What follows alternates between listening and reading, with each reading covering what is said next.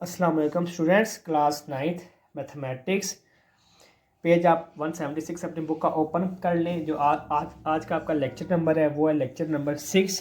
Chapter हमने 9 discuss किया हुआ है, स्टार्ट किया हुआ है। तो हमने 9.1 ख़त्म कर ली थी। देन हमारी नेक्स्ट एक्सरसाइज थी 9.2।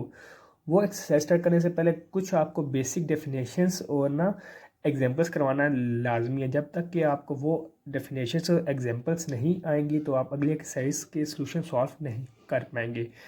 इससे जो लेक्चर नंबर 5 था उसमें हमने पढ़ा था कि आपके पास स्क्वायर क्या होता है, उसकी एग्जांपल सॉल्व की थी। देन हमने डिस्कस किया था रेक्टेंगुलर और उसकी एग्जांपल सॉल्व नहीं की थी। तो आज हम सबसे पहले रेक्टेंगुलर की एग्जांपल सॉल्व करेंगे, देन हम मूव होंगे। आपके पास एग्जांपल दी हुई है रेक्टेंगुलर की। रेक्टेंगुलर ऐसा होता है जिसकी दो ऑपोजिट साइड्स क्या होती हैं, इक्वल होती हैं। अगर मैं एक ट्रायंगल लेता हूँ, सबसे पहले मैं एक एग्जांपल स्टार्ट करता हूँ, देन मैं आपको उसको डायग्राम से भी समझाता हूँ कि डायग्राम से इसका क्या सोल्यूशन होगा। एग्जांपल है आपके पास, शो डैट, पेज नंबर आपके पास 170 पे है। Show that the points A आपके पास दिया गया है -2 और 0, बी आपके पास दिया गया है -2 और 3, और सी आपके पास दिया गया है 2 और 3। देन आपके पास डी दिया गया है 2 और 0। फ्रॉम रेक्टेंगल शो डैट, ये पॉइंट्स किसके हैं, आपके पास रेक्टेंगल के हैं। अब आपको बताऊँ, रेक्टेंगल एक, लेट्स सपोज ये एक डायग्राम होती है, इसकी ना ऑपोजिट साइड्स आपस में इक्वल होती है। लेट्स सपोज मैंने इसको ए का नाम दे दिया, इसको मैंने नाम दे दिया ए का, इसको बी का, इसको सी का और इसको डी का।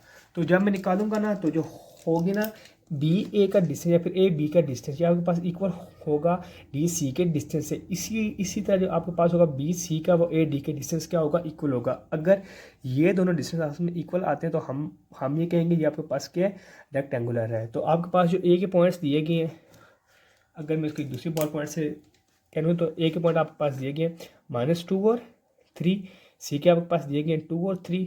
देन आपके पास ए के दिए गए, सॉरी ए के -2 और 0, और डी के आपके पास दिए गए 2 और 0 के।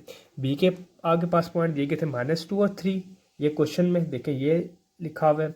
सी के आपके पास दिए गए थे 2 और 3, ये -2 और 3 था, ये 2 और 3 था, ये आपके पास -2 और 0, और ये क्या 2 और 0 है। तो हमने शो करना है कि ये क्या आपके पास रेक्टेंगुलर है। तो हमने रेक्टेंगल है तो हम सिंपल इस पर क्या लगाएंगे, डिस्टेंस फार्मूला लगाएंगे। तो डिस्टेंस फार्मूला में आपको एक बार रिवाइज करवा दूँ। आपके पास इक्वल होता था x2 - x1 का whole square plus y2 - y1 का होल स्क्वायर। अगर मैं सपोज कि मैं फाइंड कर रहा हूँ बी सी, तो ये जो बी हो गए इसके कंपोनेंट होंगे x1 y1, और ये आपके पास क्या होंगे x2 y2। इसी तरह जब मैं ए डी फाइंड करूँगा तो ये आपके पास होंगे x1 y1, और ये आपके पास क्या होंगे x2 y2। इसी तरह अगर मैं ए बी फाइंड करूँगा तो ए के कंपोनेंट x1 y1 और बी के x2 y2। इसी तरह जब मैं डी सी फाइंड करूँगा तो x1 y1 और ये x2 y2। तो चलिए इसका स्टार्ट करते हैं। सबसे पहले मैं ए बी पे डिस्टेंस फार्मूला अप्लाई कर लेता हूँ। x2 आपके पास कंपोनेंट है -2 प्लस 2 का होल स्क्वायर प्लस 3 -0 का होल स्क्वायर। अब 2 में 2 गया, आपके पास क्या रहता है 0 का स्क्वायर प्लस 3 का स्क्वायर। अब सीरीज से कट गया तो आपके पास क्या आ गया, 3 आ गया। देन आपके पास अगर मैं सेकंड फॉर्म फाइंड कर लूँ डी सी, तो डी के कंपोनेंट x1 y1 और उसके x2 y2 सी के। तो आपके पास ये क्या हो गया, 2 -2 का होल स्क्वायर प्लस 3 -0 का होल स्क्वायर। तो आपके पास 3 का स्क्वायर क्या आता है 9, तो ये आपके पास क्या आ गया 3 आ गया। यानी कि जो ए बी की लेंथ है वो डी सी की लेंथ के दोनों इक्वल है। यानी कि ये दो पॉइंट हमें लग रहे हैं कि रेक्टेंगुलर के हैं। तो हम बाकी दो साइड्स फाइंड कर लेते हैं। देन हम इसका अगला फाइंड करोगे ए डी।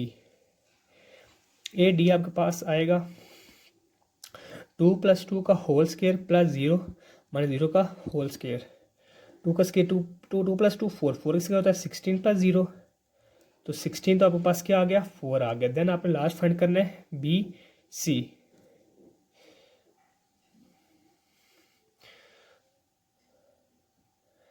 तो ये आपके पास क्या आ जाएगा 2 + 2 का होल स्क्वायर प्लस 3 - 3 का होल स्क्वायर।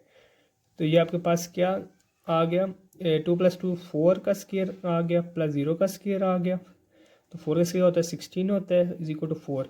तो आपने ये देखा कि जो आपके पास है सिंस ए बी के जो पॉइंट्स हैं वो इक्वल हैं डी सी के जो कि इक्वल टू 3 है, और आपके पास जो पॉइंट है ए डी के वो इक्वल है आपके पास बी सी के जो आपके पास इक्वल आ गई 4 के।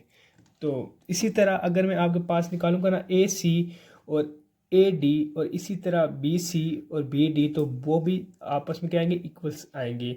तो हमने देखा कि ये वाली साइड इक्वल है डिस्टेंस, और इस डिस्टेंस का उसका क्या इक्वल है, तो hence the given point form are आपके पास आ गया कि इसकी साइड्स इक्वल होगी एग्जांपल की। अब आपने ये भी गौर करना है कि जो इसके एंगल्स हैं वो राइट एंगल हैं या नहीं है। तो अगर मैं देखूं ए सी का डिस्टेंस, तो अगर मैं इसका ए सी का डिस्टेंस आपके पास निकालता हूँ ना, तो वो मेरे पास तकरीबन आता है डिस्टेंस फार्मूला लगा के ए सी का आपके पास आ जाता है 5। इसी तरह जब मैं ए डी का निकालता हूँ तो वो भी मेरे पास क्या आ जाता है, ए डी का डिस्टेंस जब मैं निकालूंगा प्लस अगर मैं उसको करूँ डी सी के डिस्टेंस से, तो जब मैं करूँगा तो ए डी का आपके पास 4 आएगा, 4 का स्क्वायर प्लस 3 का स्क्वायर, 4 का स्क्वायर आ गया 16 प्लस 9 ये का आ गया 25 आ गया। अब आप देख रहे हो जो ए डी का डिस्टेंस है और ये क्या है आपस में, तो ये क्या आ गया आपके पास 25। अगर मैं ए सी का स्केल लेता हूँ, अगर ये भी आपके पास 25 आ जाता है, तो आप देख रहे हो कि जो जो होती है एक राइट एंगल, उसमें जो हाइपोटेन्यूज का स्क्वायर होता है वो इक्वल होता है बेस के स्क्वायर और परपेंडिकुलर स्क्वायर के। तो मैं क्या कहूँगा, ये आपके पास राइट एंगल ट्रायंगल होगा। इसी तरह जब मैं लूँगा ए सी का स्क्वायर, तो अगर वो मेरे पास इक्वल आ जाएगा 5 का स्क्वायर होता है 25 आ रहा है। देख रहे हैं कि अगर ये परपेंडिकुलर है और ये बेस है और हाइपोटेन्यूज है, अब अभी दोनों आंसर आपस में क्या आ रहे हैं, इक्वल आ रहे हैं। तो मैं कह सकता हूँ एंगल, ये यहाँ पे मैंने एक एंगल ड्रा किया था, यहाँ से ये करके इसको मैंने शो करना था, आपके पास क्या है 90 डिग्री है। तो सबसे पहले मैंने क्या किया, सबसे पहले मैंने ए सी का डिस्टेंस लिया जो आपके पास 5 आ रहा है, डिस्टेंस फार्मूला अप्लाई किया।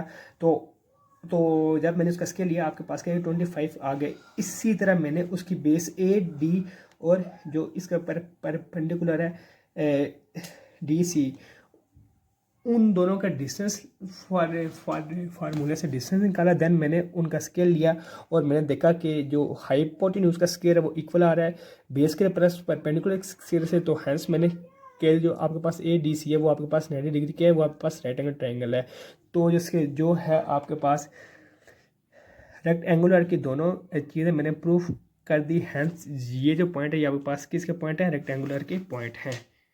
पैरेललोग्राम क्या होती है, हम सबसे पहले पैरेललोग्राम की डेफिनेशन लिखेंगे कि पैरेललोग्राम होती क्या आपके पास, पैरेललोग्राम, इसके पास आपकी डेफिनेशन है, a figure form by 4 non collinear points in a plan, a figure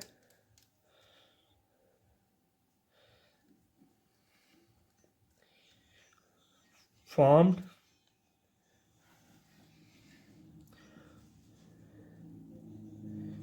by 4 non collinear points in the plan is called a parallelogram. अब पैरेललोग्राम की भी यही है, जस्ट इन कैरेक्टरिस्टिक्स चेंज है पैरेललोग्राम स्क्वायर और rectangular के, उससे हमें जाहिर होता है कि आपके पास पैरेललोग्राम है, स्क्वायर है या फिर क्या है, रेक्टेंगल है। पैरेललोग्राम इफ अगर उसके ये पॉइंट्स को क्या कर रहा है, फॉलो कर रहे हैं। जो सबसे फर्स्ट पॉइंट है इसका आपके पास वो ये दिया गया है